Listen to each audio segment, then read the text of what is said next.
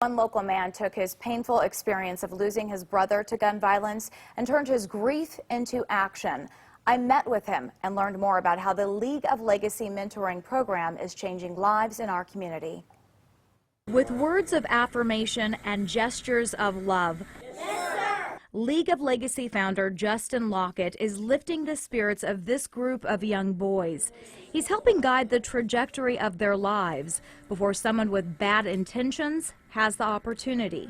What we try to do is stand in the gap. A lot of the boys in my program don't have male figures in their lives. Some of them do, but not consistent. And what we want to do is make sure that we show them that positive male role model. Lockett developed the program after his brother was shot and killed. Jared Lockett died of a gunshot wound to the head on December 15, 2012, the day he was set to graduate from WAAY. Justin Lockett walked at graduation in his place. So that motivation came the day that the people who killed my brother were sentenced. And I watched the courtroom, and I thought that I was supposed to feel better by seeing them go off to prison, but I didn't. And I thought to myself, everybody in this courtroom lost. My family lost, my brother's not coming back.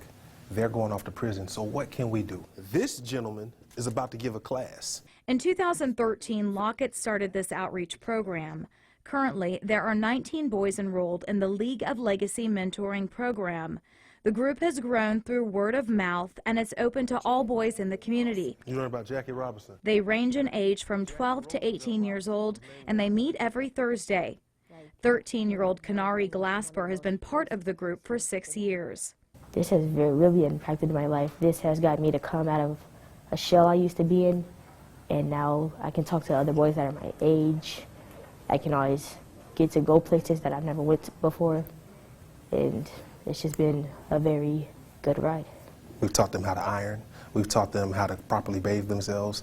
We've taken them on every year. In February, we go on a Black History trip. We've had etiquette classes teaching them about which is the salad fork, which is the dinner fork, which way to pass your food. The boys also learn about conflict resolution and how to solve problems through nonviolence. The Civil Rights Act was later expanded. 13-year-old Cameron Evans has been part of the group for a year and a half. He told me he has changed both personally and in the classroom since joining the mentor group. Better grades, you know, he used to text me every day, usually, and tells me, you know, have a great day at school, you know, stuff, so it makes me feel better about myself every day. According to the nonprofit organization Everytown for Gun Safety, firearms are the second leading cause of death among children and teenagers in Alabama. In Alabama, an average of 68 children and teens die by guns every year, and 60% of those deaths are homicide.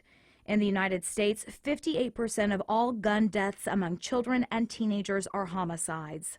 They were 20 years old when they killed him. Lockett told me his goal was to create an organization that took a stand against gun violence by teaching young boys values so they don't want to pick up a gun in the first place.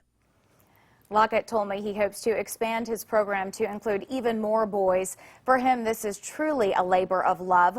Lockett has a full-time job during the day. He meets with the boys in the evening after a full day of work.